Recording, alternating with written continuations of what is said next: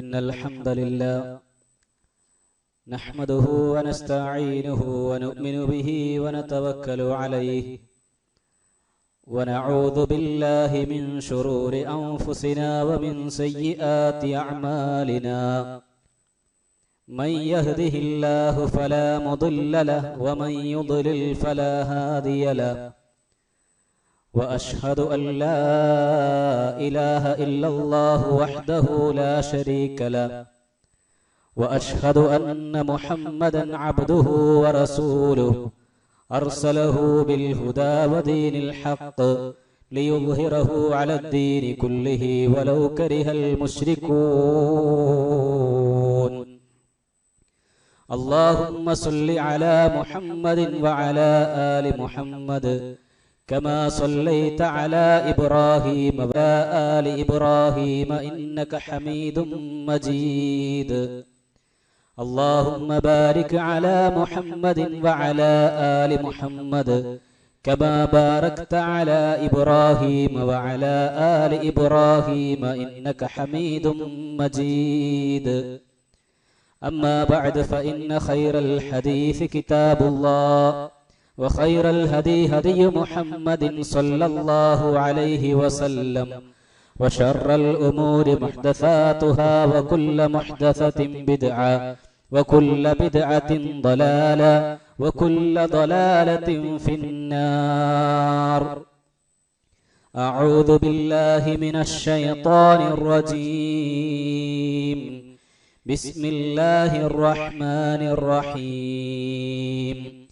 يا أيها الذين آمنوا اتقوا الله حق تقاته ولا تموتن إلا وأنتم مسلمون يا أيها الناس اتقوا ربكم الذي خلقكم من نفس واحدة وخلق منها زوجها وبث منهما رجالا كثيرا ونساء واتقوا الله الذي تساءلون به والأرحام إن الله كان عليكم رقيبا يا أيها الذين آمنوا اتقوا الله وقولوا قولا سديدا يصلح لكم أعمالكم ويغفر لكم ذنوبكم ومن يطع الله ورسوله فقد فاز فوزا عظيما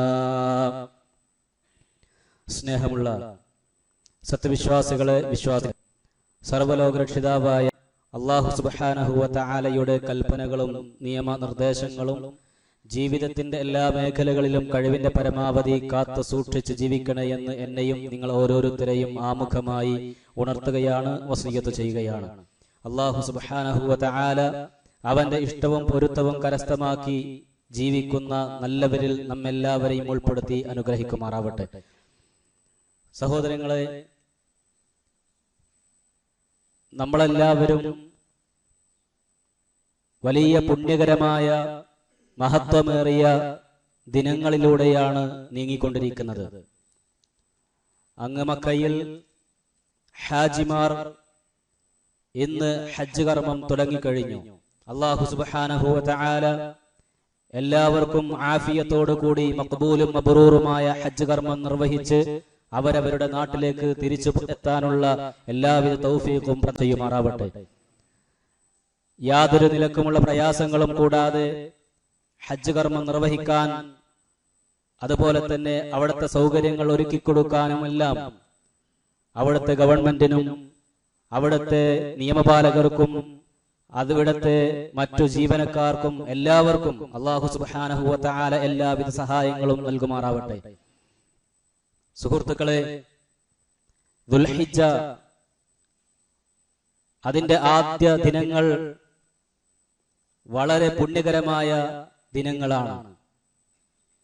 വൽ ഫജ്ർ വലയാലിൻ അശ്ർ എന്ന് പറഞ്ഞുകൊണ്ട് സൂറത്തുൽ ഫജ്റിന്റെ ആദ്യ ഭാഗത്ത് അല്ലാഹു തആല സത്യം ചെയ്ത് പറഞ്ഞ വലയാലിൻ അശ്ർ, ആ 10 ദിവസങ്ങൾ എന്നതുകൊണ്ട് ഉദ്ദേശിക്കുന്നത് ഈ ദുൽഹിജ്ജയിലെ ആദ്യത്തെ 10 ദിനങ്ങളാണ്. പരിശുദ്ധ റമദാനിലെ അവസാനത്തെ ദിവസങ്ങൾക്കുള്ള മഹത്വവും ശ്രേഷ്ഠതയും പ്രാധാന്യവുമെല്ലാം നമ്മൾ പലപ്പോഴും മനസ്സിലാക്കിയവരാണ്. ഇതുപോലെ തന്നെ ഈ ദുൽഹിജ്ജ മാസത്തിലെ ആദ്യ 10 ദിവസങ്ങൾക്ക് വലിയ മഹത്വവും ശ്രേഷ്ഠതയുമുണ്ട്. വിശിഷ്യ അതിലെ ദുൽഹിജ്ജ 9 അറഫ ദിവസത്തിന്റെ അന്ന്, ദുൽഹിജ്ജ 8 യൗമുൻ നഹർ എന്നും, ദുൽഹിജ്ജ 9 യൗമു അറഫ എന്നും, ദുൽഹിജ്ജ 10 യൗമുൻ നഹർ എന്നും, ദുൽഹിജ്ജ 11, 12, 13 ദിവസങ്ങൾക്ക് അയ്യാമു തശ്രീഖ് എന്ന പേരിലുമാണ് അറിയപ്പെടുന്നത്. ഈ 10 ദിവസം, ആദ്യത്തെ 10 ദിവസങ്ങളിൽ വരുന്ന ദുൽഹിജ്ജ 9 യൗമു അറഫ, അറഫ ദിവസം എന്ന് പറയുന്നത് വലിയ പുണ്യകരവും അതുപോലെ തന്നെ ഒരുപാട് പ്രാധാന്യങ്ങളും മഹത്വവുമെല്ലാം വിശദീകരിക്കപ്പെട്ടിട്ടുള്ള ഒരു ദിവസമാണ്. ആ ദിവസം ഈ വർഷത്തിൽ നമുക്കറിയാം സൗദി അറേബ്യയിലും നമ്മുടെ നാട്ടിലും ഒരു ദിവസത്തെ മാറ്റമുണ്ട്. പലപ്പോഴും ആളുകൾക്ക് അറഫയിൽ ഹാജിമാർ ഒരുമിച്ച് കൂടുന്ന ദിവസമാണ് യൗമു അറഫ എന്ന് വിചാരിക്കുന്ന ചിലരെയൊക്കെ നമുക്ക് കാണാൻ സാധിക്കും. അങ്ങനെയല്ല, ഹാജിമാർ ഒരുമിച്ച് കൂടുന്നത് അവിടുത്തെ ദുൽഹിജ്ജ 9 എന്നാൽ യൗമു അറഫ എന്ന ആ ദിവസത്തിന്റെ പേര് ദുൽഹിജ്ജ 9 അഥവാ ഓരോ നാട്ടിലെയും ദുൽഹിജ്ജ 9 എന്നാണോ ആ നാട്ടിലെ യൗമു അറഫ അന്നാണ് എന്നർത്ഥം. അപ്പൊ ആ യൗമു അറഫക്ക്, ദുൽഹിജ്ജ 9 യൗമു അറഫക്കുള്ള പ്രാധാന്യം, മഹത്വം നബി സല്ലല്ലാഹു അലൈഹി വസല്ലമ നമുക്ക് വിശദീകരിച്ചു തന്നിട്ടുണ്ട്. അതുപോലെ തന്നെ ദുൽഹിജ്ജ ആദ്യ ദിവസത്തെ കുറിച്ച് നബി സല്ലല്ലാഹു അലൈഹി വസല്ലം പറഞ്ഞു, മാ മിൻ അയ്യാമിൻ അഅ്ളമ ഇൻദല്ലാഹ് വലാ അഹബ്ബ ഇലൈഹി മിനൽ അമലി ഫീഹിന്ന മിൻ ഹാദിഹിൽ അയ്യാമിൽ അശ്ർ. ഈ 10 ദിവസങ്ങളിൽ ചെയ്യുന്ന അമലുകളെക്കാളും അള്ളാഹുവിന് പ്രിയങ്കരമായതും അള്ളാഹുവിന്റെ അടുക്കൽ മഹത്വമേറിയതുമായിട്ട് ഒന്നുമില്ല എന്നാണ് റസൂലുള്ളാഹി സ്വല്ലല്ലാഹു അലൈഹി വസല്ലമ നമുക്ക് പഠിപ്പിച്ചു തന്നിട്ടുള്ളത്. ഈ ദിവസങ്ങളിലാണ് നമ്മളൊക്കെ ഉള്ളത്. അതുകൊണ്ട് തന്നെ ഈ ദിവസങ്ങളിൽ നബി സല്ലല്ലാഹു അലൈഹി വസല്ലം പറഞ്ഞു, ഫഅക്സിറൂ ഫീഹിന്ന മിനത് തഹ്ലീലി വത്തക്ബീരി വത്തഹ്മീദ്. ഈ ദിവസങ്ങളിൽ നിങ്ങൾ തഹ്ലീലുകൾ അധികരിപ്പിക്കുക, ലാ ഇലാഹ ഇല്ലല്ലാഹ് അധികരിപ്പിക്കുക, അതുപോലെ തന്നെ വത്തക്ബീർ, അല്ലാഹു അക്ബർ, തക്ബീറുകൾ നിങ്ങൾ അധികരിപ്പിക്കണം, വത്തഹ്മീദ്, അൽഹംദുലില്ലാഹ് പറഞ്ഞുകൊണ്ട് അതും നിങ്ങൾ അധികരിപ്പിക്കൂ എന്ന് അല്ലാഹുവിന്റെ റസൂൽ സല്ലല്ലാഹു അലൈഹി വസല്ലമ വിശ്വാസികളോട് ആഹ്വാനം ചെയ്തിരിക്കുകയാണ്.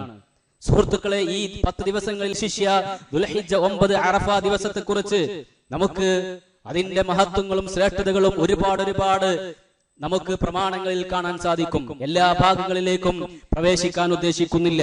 നമുക്കറിയാം, ദുൽഹിജ്ജ 9 ആ ദിവസത്തിലാണ് അൽ യൗമ അക്മൽതു ലക്കും ദീനക്കും വഅത്മംതു അലൈക്കും നിഅമതി വറദീതു ലക്കുമുൽ ഇസ്ലാമ ദീനാ എന്ന സൂറത്തുൽ മാഇദയിലെ 3-ാമത്തെ വചനം ഇറങ്ങുന്നത്.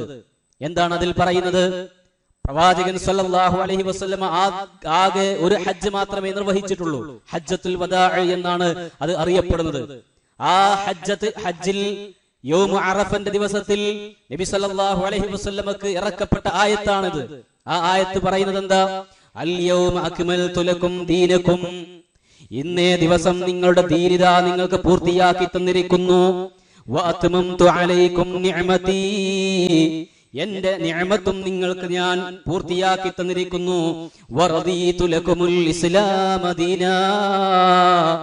ഈ ദീനിനെ, ഇസ്ലാമിനെ ദീനായിക്കൊണ്ട് ഞാനിതാ നിങ്ങൾക്ക് തൃപ്തിപ്പെട്ടു തന്നിരിക്കുന്നു എന്ന് അല്ലാഹു സുബ്ഹാനഹു വ തആല ആയത്ത് അവതരിപ്പിച്ചു.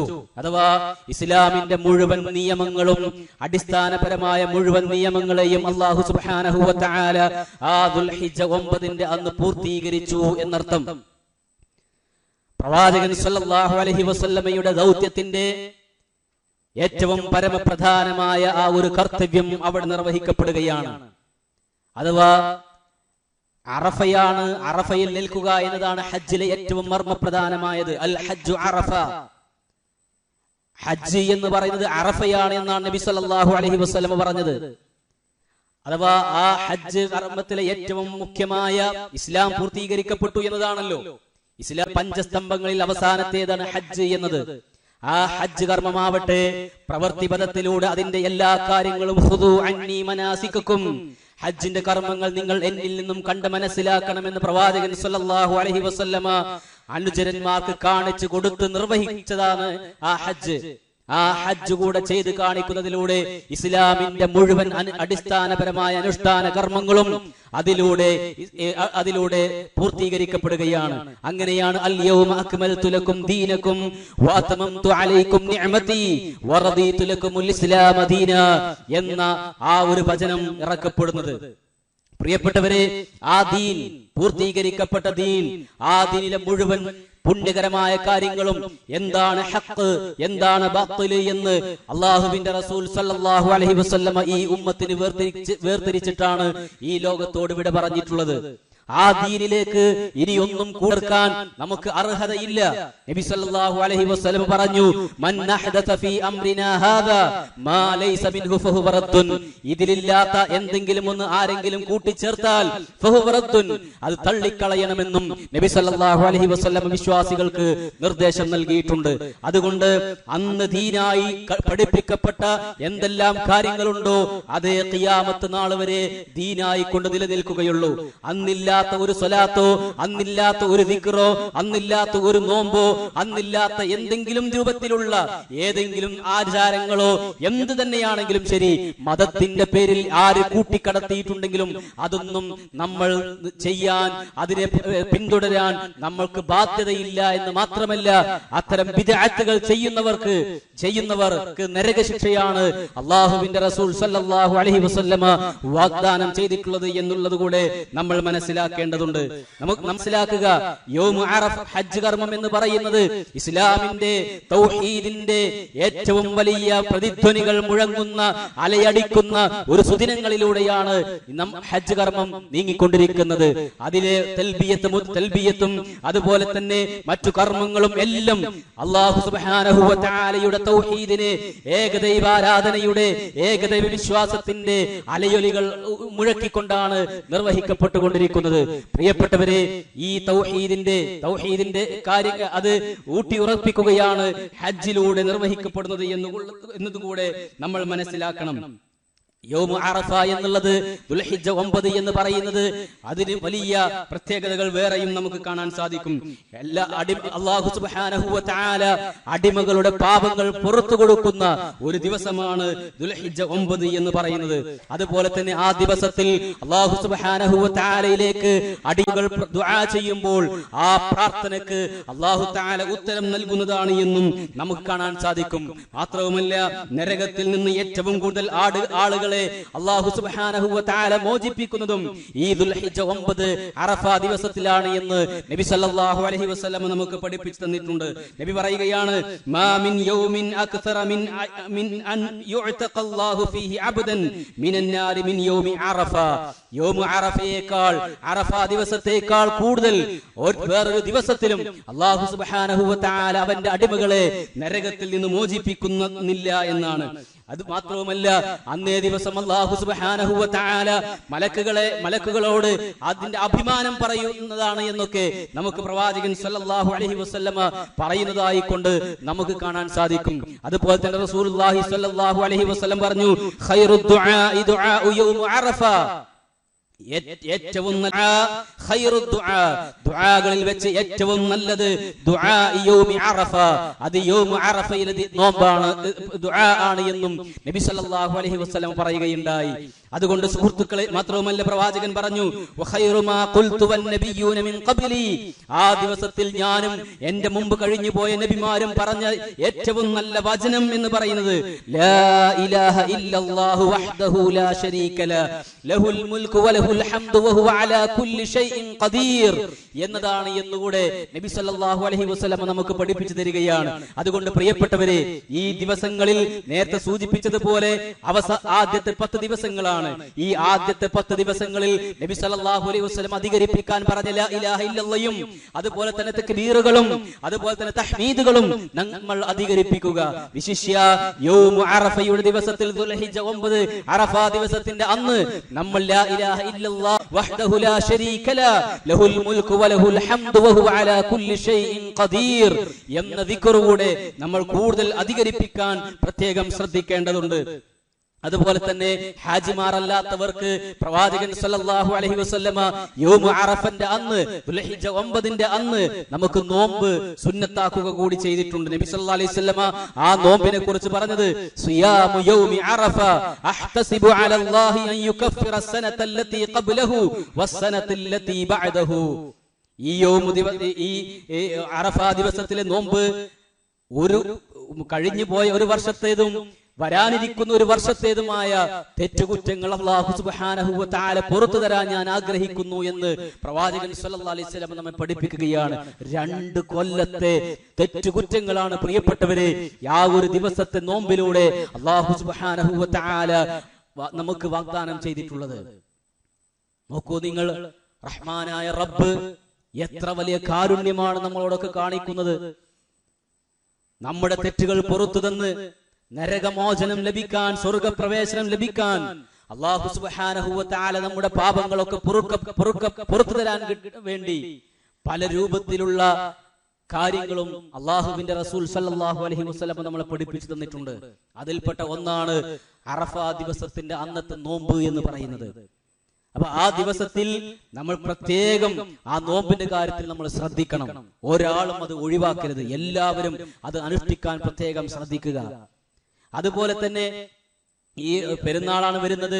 പെരുന്നാളുമായി ബന്ധപ്പെട്ടുള്ള പല തിരക്കുകളും ഉണ്ടാകും. അതെല്ലാം ആ ഒരു ദിവസത്തിലേക്ക് മാറ്റിവെക്കാതെ, തലേ ദിവസത്തേക്ക് മാറ്റിവെക്കാതെ അതൊക്കെ മുൻകൂട്ടി തയ്യാറാക്കാൻ നമ്മൾ പ്രത്യേകം ശ്രദ്ധിച്ചുകൊണ്ട് ആ ദിവസത്തിൽ കൂടുതൽ ഇബാദത്തുകൾക്ക് ശ്രദ്ധ നൽകണേ എന്ന് സാന്ദർഭികമായി കൊണ്ട് ഉണർത്തുകയാണ്. അതുപോലെ തന്നെ ഈ ഒരു പ്രത്യേക സന്ദർഭത്തിൽ നമ്മൾ മനസ്സിലാക്കേണ്ട ഒന്നാണ് ഉദ്ഹിയ്യത്ത് എന്നുള്ളത്. ഉദ്ഹിയ്യത്ത്, ബലികർമ്മം എന്ന് പറയുന്നത് നമുക്കറിയാം. അല്ലാഹു സുബ്ഹാനഹു വ തആലക്കല്ലാത്ത ആളുകൾക്ക് വേണ്ടി അറവ് നടത്തുന്ന പല ആളുകളുമുണ്ട്. ഫസല്ലി ലിറബ്ബിക വൻഹർ, റബ്ബിന് വേണ്ടി നീ നിസ്കരിക്കുക, റബ്ബിന് വേണ്ടി നീ അറവ് നടത്തുക എന്നാണ് വിശുദ്ധ ഖുർആൻ പറഞ്ഞത്. അല്ലാഹു സുബ്ഹാനഹു വ തആലക്കല്ലാതെ അറവ് നടത്തുന്നത് അത് ശിർക്കാണ് എന്ന് നബി സല്ലല്ലാഹു അലൈഹി വസല്ലം നമുക്ക് പഠിപ്പിച്ചു തരികയും ചെയ്തിട്ടുണ്ട്. നമുക്കറിയാം, പല ആളുകളും അല്ലാഹു അല്ലാത്തവരുടെ ഇഷ്ടവും പൊരുത്തവും ലഭിക്കാൻ വേണ്ടി പല രൂപത്തിലുള്ള മഖാമുകളിലേക്കും ജാറങ്ങളിലേക്കും നേർച്ചയാക്കിക്കൊണ്ട് മരണപ്പെട്ട ആളുകളുടെ പൊരുത്തവും അതുപോലെ തന്നെ മറ്റുമൊക്കെ ലഭിക്കാൻ വേണ്ടി അവർക്ക് അറവ് നടത്തുന്ന ആളുകളെ നമുക്ക് കാണാൻ സാധിക്കും. മുവഹിദുകൾ എന്ന നിലക്ക്, വിശ്വാസികൾ എന്ന നിലക്ക് പ്രിയപ്പെട്ടവരെ, അല്ലാഹുവിന്റെ റസൂൽ സല്ലല്ലാഹു അലൈഹി വസല്ലം നമുക്ക് ഒരു പുണ്യകരമായി കൊണ്ട് പഠിപ്പിച്ച കാര്യമാണ് ഉദ്ഹിയ്യത്ത്, ബലികർമ്മം അറുക്കുക എന്നുള്ളത്, ബലി അറുക്കുക എന്നുള്ളത്. അത് ദുൽഹിജ്ജ 10, ദുൽഹിജ്ജ 10ന്റെ പേര് തന്നെ യൗമുൻ നഹർ എന്നാണ്. യൗമുൻ നഹർ, ആ യൗമുൻ നഹർ ഈദ് നമസ്കാരത്തിന് ശേഷമാണ് ഉദ്ഹിയ്യത്ത് അറുക്കുന്നത്. അതിനു മുമ്പ് അറുത്തു കഴിഞ്ഞാൽ അതിന്റെ കൂലി ലഭിക്കുകയില്ല എന്നുകൂടെ നബി സല്ലല്ലാഹു അലൈഹി വസല്ലം നമുക്ക് പഠിപ്പിച്ചു തന്നിട്ടുണ്ട്. അതുകൊണ്ട് പെരുന്നാൾ നിസ്കാരത്തിന് ശേഷമായിരിക്കും ബലികർമ്മം നിർവഹിക്കുക. അതുപോലെ തന്നെ ബലികർമ്മം നിർവഹിക്കുക എന്നുള്ളത് അത് പ്രവാചകൻ സല്ലല്ലാഹു അലൈഹി വസല്ലമയുടെയും ഇബ്രാഹിം നബി അലൈഹി സ്വലാത്തു വസ്സലാമയുടെയും മില്ലത്തിനെ പിന്തുടരുക കൂടിയാണ് എന്നുള്ളത് കൂടെ പ്രത്യേകം ശ്രദ്ധിക്കുക. ഒട്ടകമാണെങ്കിൽ 5 വയസ്സായ ഒട്ടകത്തെയാണ് അറുക്കേണ്ടത്. മാടുവർഗത്തിലുള്ളതാണെങ്കിൽ 2 വയസ്സുള്ളതിനെയാണ് അറുക്കേണ്ടത്, 2 വയസ്സ് പൂർത്തിയായതിന്.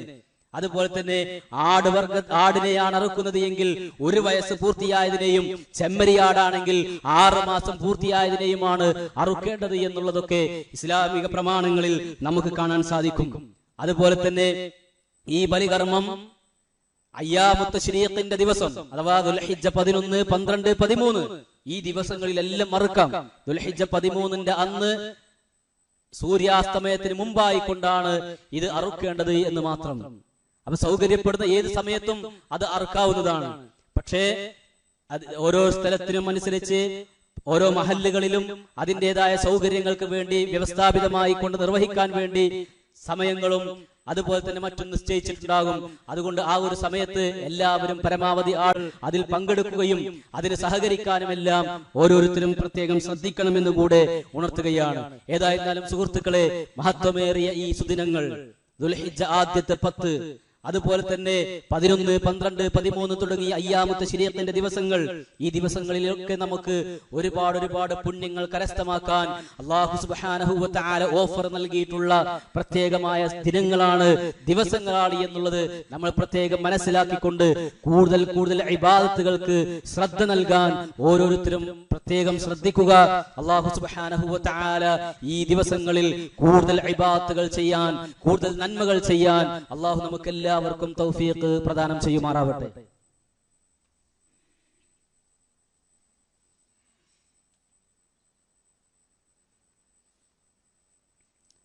അൽഹംദുലില്ലാഹ് വസ്സലാത്തു വസ്സലാമു അലാ റസൂലില്ലാഹ് വഅലാ ആലിഹി വസഹ്ബിഹി അജ്മഈൻ, അമ്മാ ബഅദ്.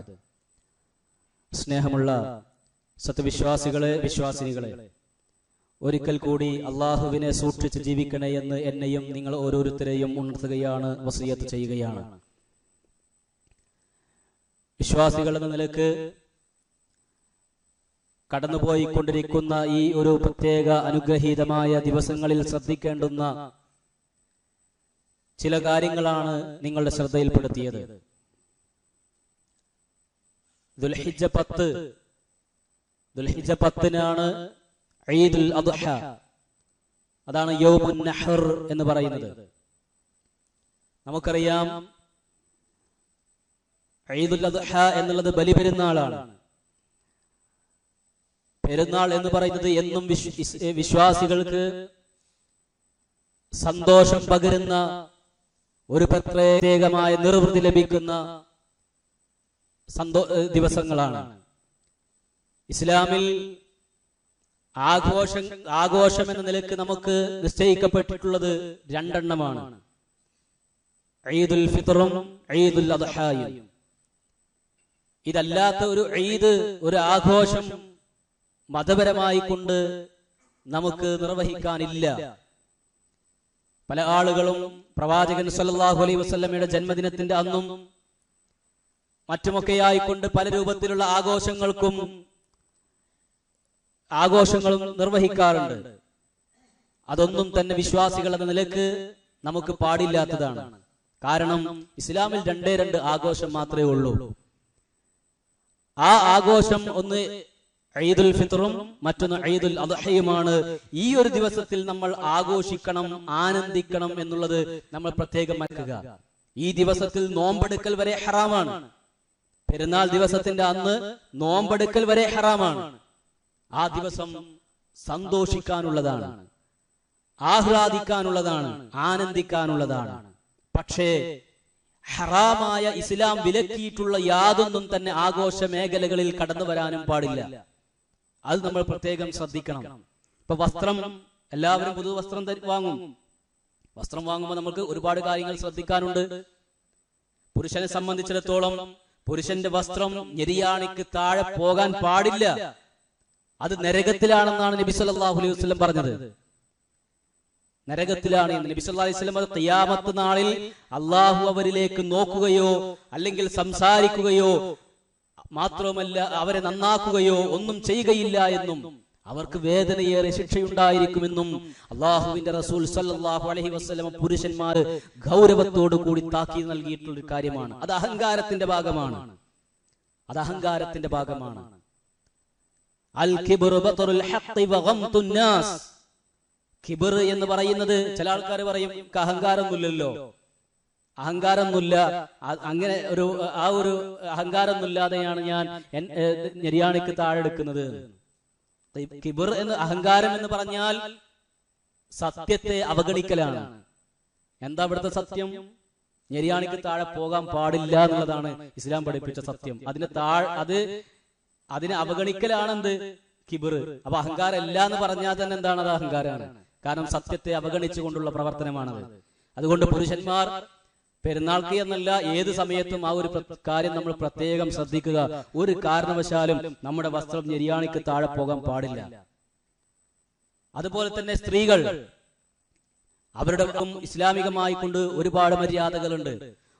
ഒരിക്കലും തന്നെ അവരുടെ സൗന്ദര്യം പുറത്തു കാണിക്കുന്ന രൂപത്തിൽ, പുരുഷനെ ആകർഷിക്കുന്ന രൂപത്തിലുള്ള ഒരു വസ്ത്രവും പാടില്ല, വസ്ത്രധാരണ രൂപവും പാടില്ല. അവർക്ക് സുരക്ഷിതത്വം ലഭിക്കുന്ന രൂപത്തിൽ അവർ എല്ലാ നിലക്കും ലൂസായിട്ടുള്ള, അതുപോലെ തന്നെ പുരുഷന്മാർ ആകർഷിക്കാത്ത രൂപത്തിലുള്ള വസ്ത്രമായിരിക്കണം അവർ ധരിക്കേണ്ടത്. അത് നമ്മുടെ പെൺമക്കൾക്ക് വാങ്ങിക്കൊടുക്കുന്ന രക്ഷിതാക്കളും ഇണകൾക്ക് വാങ്ങിക്കൊടുക്കുമ്പോഴും മാതാക്കൾക്ക് ഉമ്മമാർക്ക് വാങ്ങിക്കൊടുക്കുമ്പോഴും ഒക്കെ പുരുഷന്മാർ അത് പ്രത്യേകം ശ്രദ്ധിക്കണമെന്ന് കൂടെ ഉണർത്തുകയാണ്. ഒരിക്കലും തന്നെ നമ്മൾ അങ്ങനത്തെ ഒരു വസ്ത്രം വാങ്ങിക്കൊടുത്തിട്ട് നമ്മുടെ മക്കളെ, നമ്മുടെ ഭാര്യയെ, നമ്മുടെ ഉമ്മയെ നമ്മൾ ഒരിക്കലും നരകത്തിലേക്ക് വിടരുത്.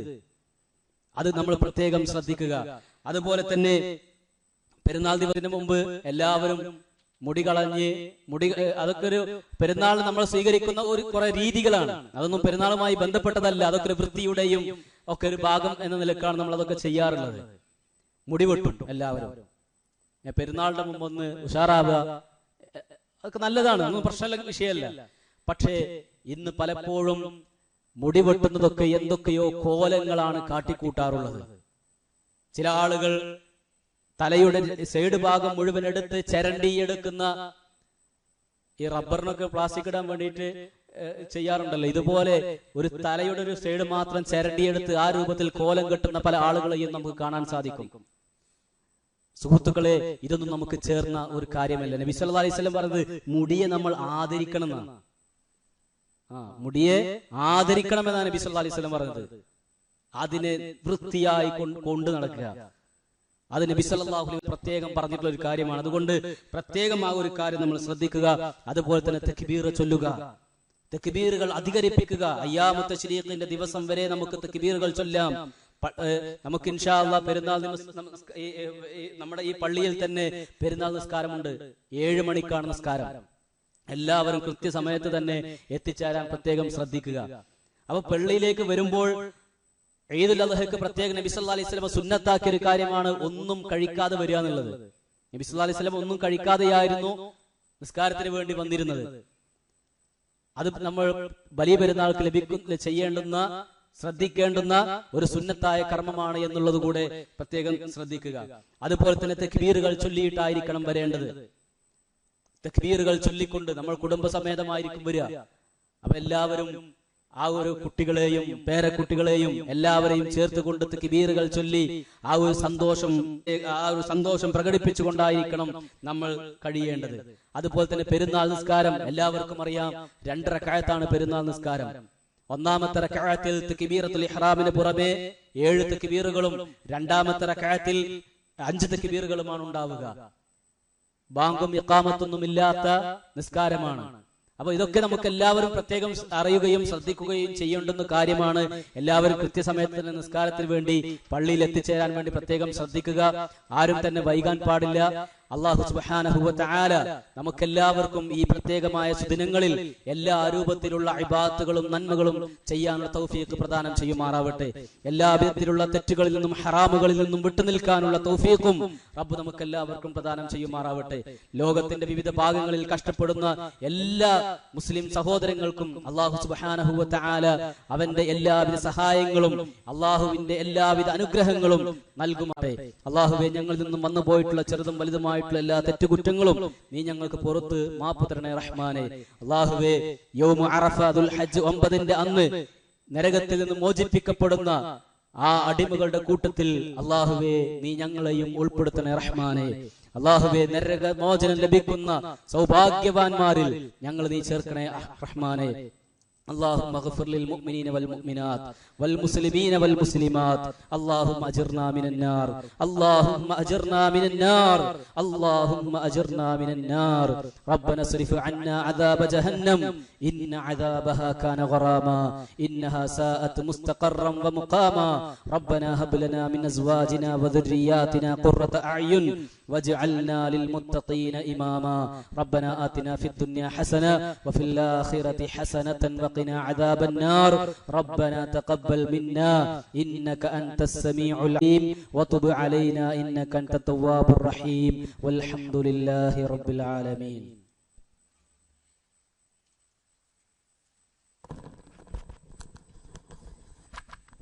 ആളുകളെ